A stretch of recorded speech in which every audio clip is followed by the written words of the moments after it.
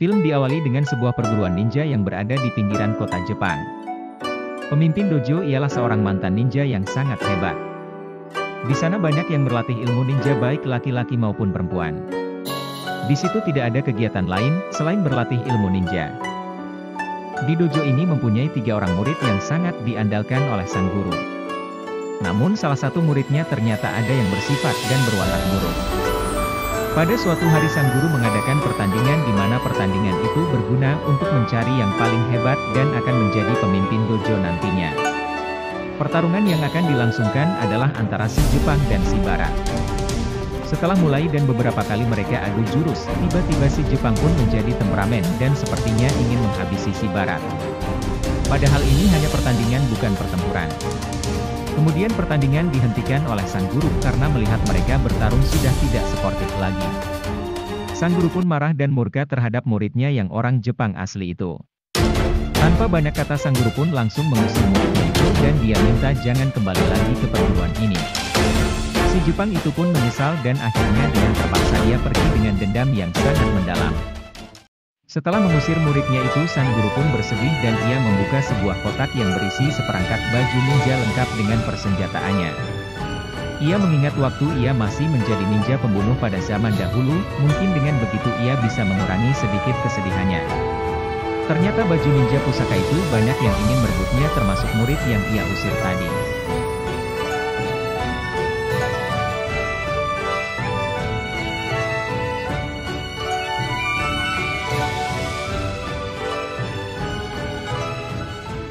Film beralih ke sebuah kota terbesar di Amerika. Di sana berdiri sebuah sekte sesat yang dipimpin oleh penjahat kelas kakap. Di sana sedang ada perekrutan anggota yang baru.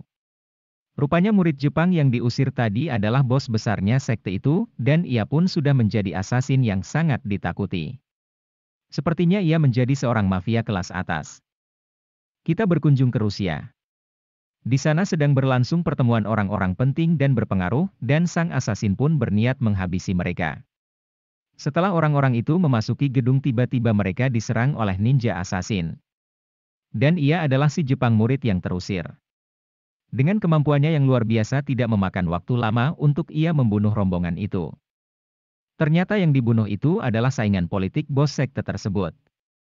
Mereka pun menjadi senang karena saingan mereka berkurang dan akan memuluskan langkah mereka untuk berkuasa.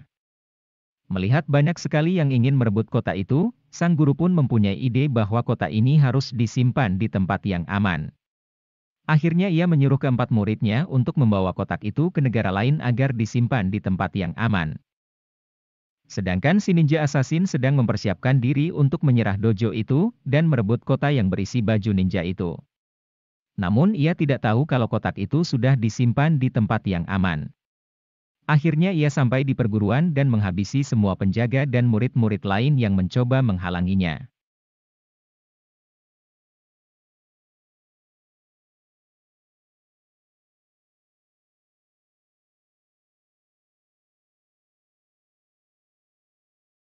Sang guru pun telah mengetahui ia akan kedatangan tamu yang tak diundang.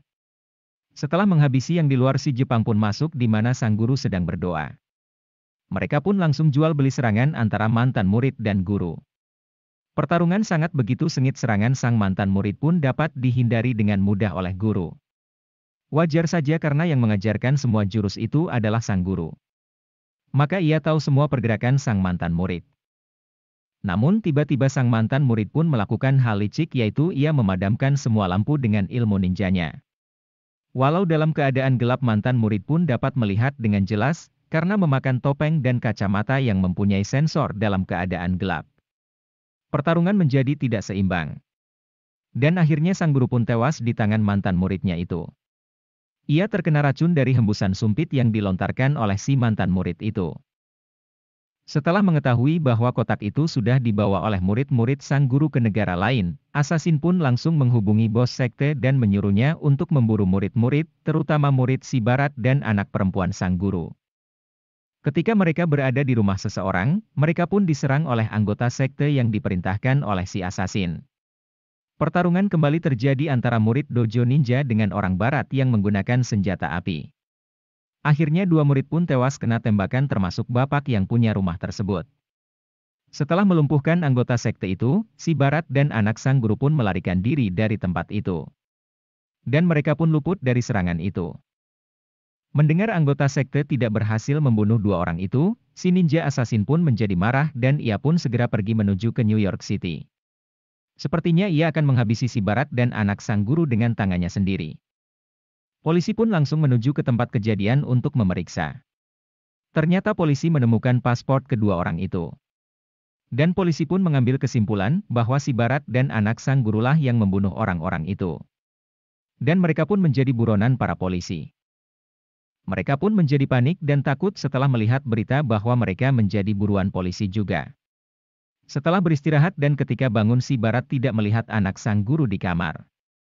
Ternyata ia lagi membeli kopi dan sarapan di kantin depan hotel, ternyata pemilik kantin itu pun adalah anggota sekte sesat tersebut. Setelah melihat si Barat dan anak sang guru ia pun langsung memberitahukan kepada ketua sekte. Selang beberapa waktu mereka pun dihujani tembakan dari luar kantin oleh anggota sekte. Beberapa pengunjung kantin pun menjadi korbannya dan mereka pun langsung bertarung habis-habisan di kantin itu. Namun dengan ketangkasan si Barat mereka pun dapat melumpuhkan anggota sekte tersebut. Kemudian mereka melarikan diri ke kereta bawah tanah yang berada dekat kantin tersebut. Kejar-kejaran pun terjadi di luar kereta. Anggota sekte yang lain pun menyusul untuk mengejar mereka berdua. Si Barat dan anak sang guru pun buru-buru masuk ke dalam kereta untuk bersembunyi dari kejaran anggota sekte. Namun akhirnya persembunyian mereka diketahui, maka terjadilah kejar-kejaran di dalam kereta dan pertarungan tidak bisa dihindari lagi.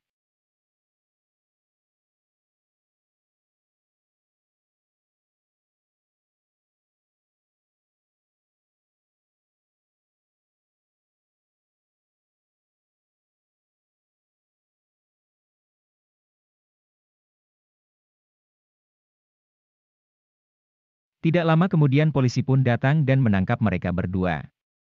Dan mereka pun dibawa ke kantor polisi untuk dimintai keterangan.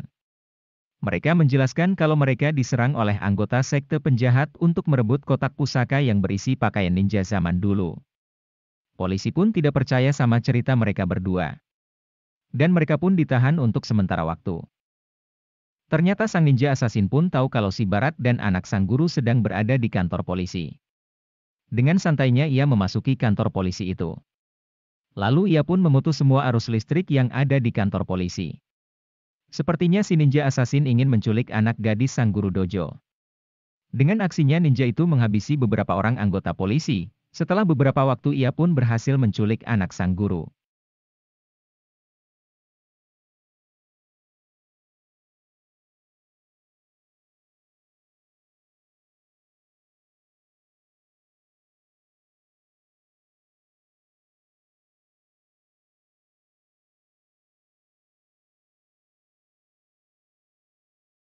Si Barat pun langsung mengejar si ninja ke atas gedung.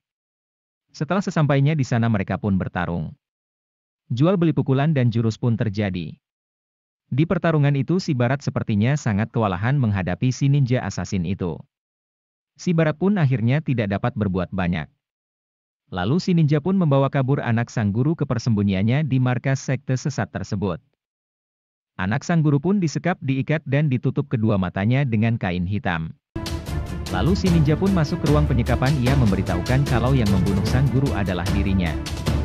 Itu membuat anak sang guru menjadi sedih dan marah.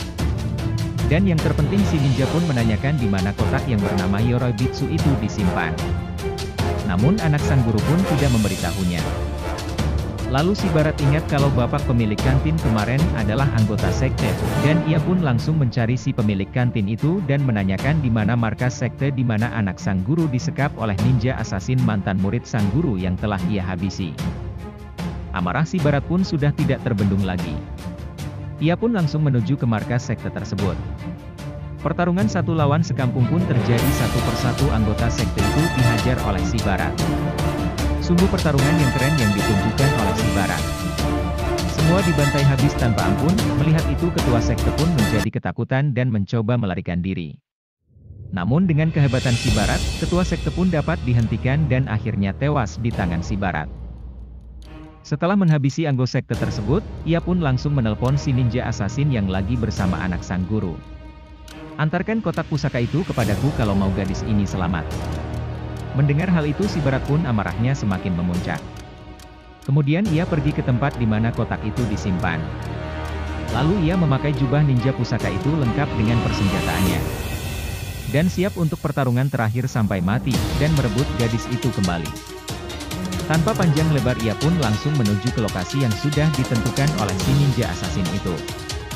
Dilihatnya kotak pusaka itu diturunkan menggunakan alat berat, si ninja pun menjadi senang dan ia melepaskan gadis anak sang guru.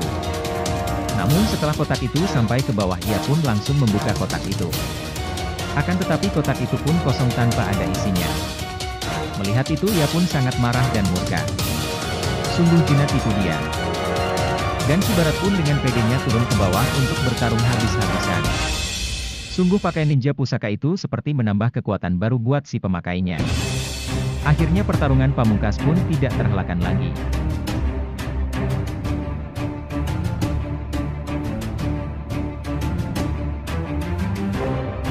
Serangan demi serangan mereka lakukan, berhubung mereka berasal dari satu perguruan, setiap serangan demi serangan mereka dapat menghindar dengan mudah. Karena jurus-jurus yang mereka pelajari pun sama. Namun dengan memakai jubah ninja bekas peninggalan sang guru, si Barat pun seperti kesetanan dan kekuatannya menjadi bertambah.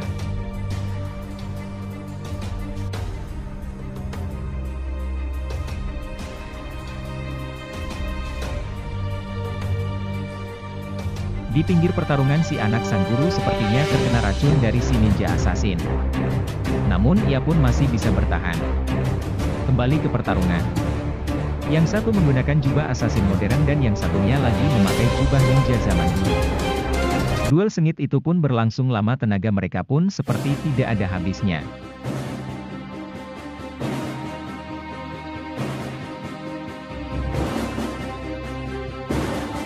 Pada akhirnya mereka berdua mengeluarkan jurus andalan mereka masing-masing.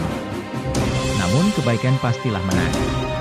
Akhirnya di serangan terakhir si ninja assassin pun menerima tusukan samurai dari si Barat dan membuat si ninja assassin pun lumpuh dan tidak berdaya.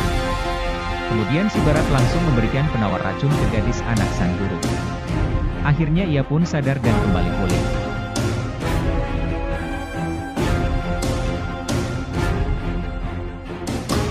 Setelah kejadian itu mereka berdua pun pulang kembali ke Jepang atau ke perguruan di mana mereka berlatih dan sambil berziarah ke makam sang guru.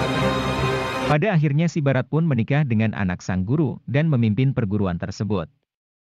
Dan cerita pun tamat.